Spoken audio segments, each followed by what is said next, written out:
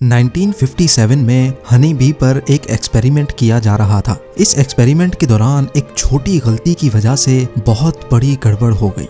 ये नोटिस किया गया कि एक्सपेरिमेंट के बाद मक्खियां बहुत ज्यादा एग्रेसिव और वहशी हो चुकी हैं। ऐसा मालूम हो रहा था कि अगर ये मक्खियां एक्सपेरिमेंट कंटेनर से बाहर आईं तो ये अपने रास्ते में आने वाली किसी चीज को भी नहीं छोड़ेंगी। और इसी दौरान वही हुआ जिसका सबको डर था। नाजरीन, ये वाकया ब्राजील के शहर रियो क्लारो की एक लेबोरेटरी में पेश आया था, जब डॉक्टर वारविक मधुमक्खियों पर एक एक्सपेरिमेंट कर रहे थे। क्योंकि यूरोपियन मक्खियों की शहद प्रोडक्शन बहुत कम हुआ करती थी, इसी वजह से डॉक्टर वारविक इन मक्खियों का डीएनए चेंज करना चाहते थे ताकि ये मक्खियां भी ज्यादा से ज्यादा शहद बना सकें। डीएनए में तब्दीली के लिए साउथ अफ्रीका से मधुमक्खियां मंगाई गईं, जिनको यूरोपियन मक्खियों के साथ मेट करवाया गया। ये एक्सपेरिमेंट एक लेबोरेटरी में किया जा रहा था, जहां एक कंटेनर में मक्खियों ने छत्ते बनाए हुए थे। एक्सपेरिमेंट पूरी तरह से कामयाब हो चुका था और मक्खियों की इस नई नस्ल को अफ्रीकनाइज्ड बी का नाम दे दिया गया। हर चीज बिल्कुल इसी तरह हो रही थी जैसा प्लान किया गया था। लेकिन फिर अचानक डॉक्टर वारविक के होश ये देखकर खता हो गए कि ये मक्खियां ज़रूरत से ज़्यादा एग्रेसिव हो रही हैं। उनका ये अजीब बिहेवियर देखकर खौफ महसूस हो रहा था और तभी डॉक्टर ने फैसला किया कि वो इन अफ्रीकनाइज्ड मक्खियों को कंटेनर से बाहर नहीं निकालेंगे। लेकिन फिर वही हुआ जो नहीं होना चाहिए था।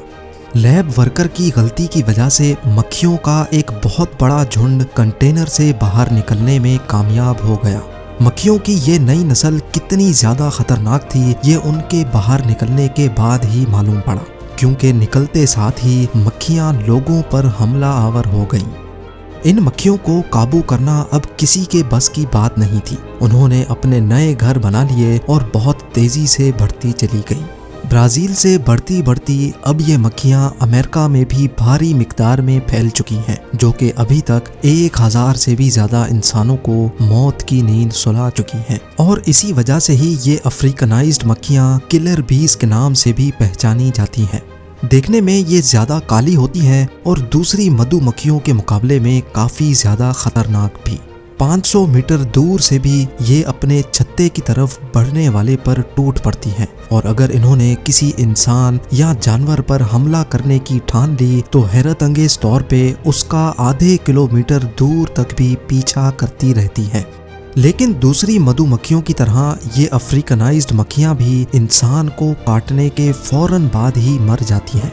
इन मक्खियों का डंग इंसान के लिए कितना डेंजरस होता है, आखिर डंग मारने के बाद ये खुद ही मर क्यों जाती हैं, ये जानने के लिए ज़रूरी है कि पहले हम ये जानें कि मक्खियाँ आखिर हमला करती ही क्यों हैं।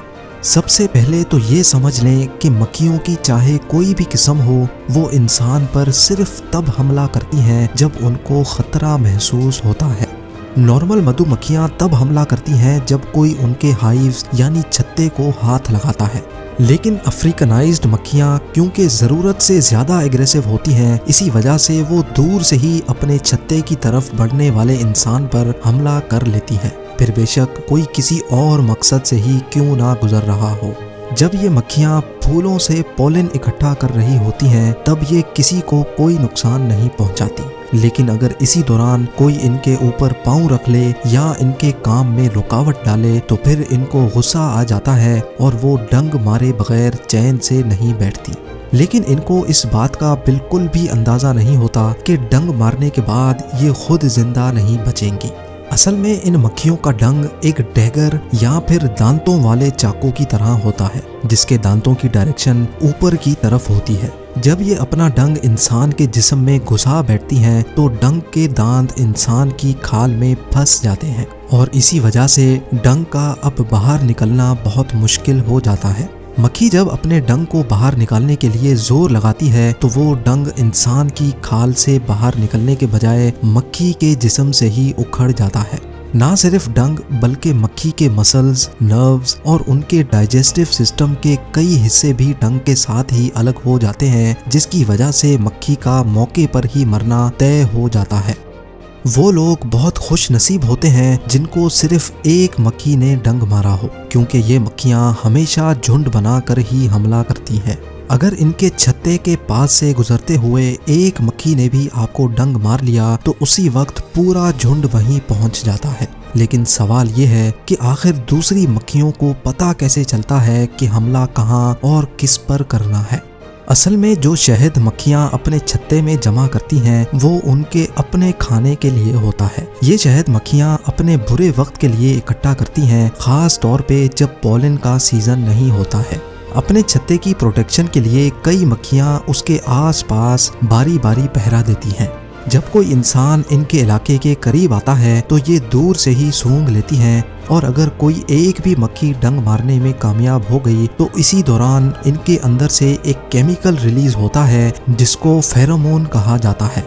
एक्सपर्ट्स का मानना है कि जैसे ही फेरोमोन हवा में फैलता है तो ये वहाँ मौजूद तमाम मक्खियों के लिए अलार्म सिग्नल का काम करता है। वो तमाम मक्खियाँ जो उस वक्त ड्यूटी पर मौजूद होती हैं फेरोमोन को सूंघती हुई फौरन उस इंसान पर टूट पड़ती हैं।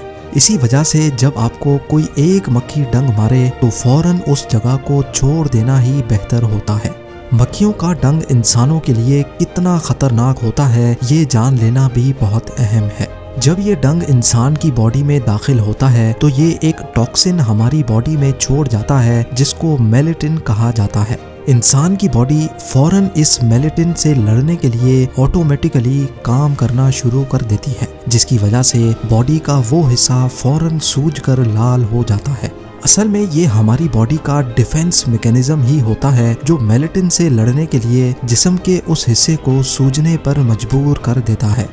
अगर तो डंग ब्लड वेसल के करीब लगता है तो वो ब्लड में शामिल होकर पूरी बॉडी में फैलना शुरू हो जाता है, जिसके काफ़ी खौफनाक नताइज भी हो सकते हैं। या अगर जिन लोगों को मेलेटिन एलर्जी होती है उनकी हालत भी बिगड़ने के काफ़ी ज़्यादा चांस होते हैं। इसी वजह से अगर कभी आपको कोई शहद की मक्खी काटे तो फौरन उसका डंग निकालना ना भूलें, क्योंकि जितनी देर तक डंग बॉडी के अंदर रहेगा वो कंटिन्यूसली अपना जहर बॉडी में पंप करता रहेगा। आइए अब जानते हैं किलर बीज के बारे में चंद इंटरेस्टिंग फैक्ट्स। किलर बीज नॉर्मली बहुत बड़ा छत्ता बनाती हैं जिसमें 80,000 से भी ज़्यादा मक्खियाँ रहती हैं।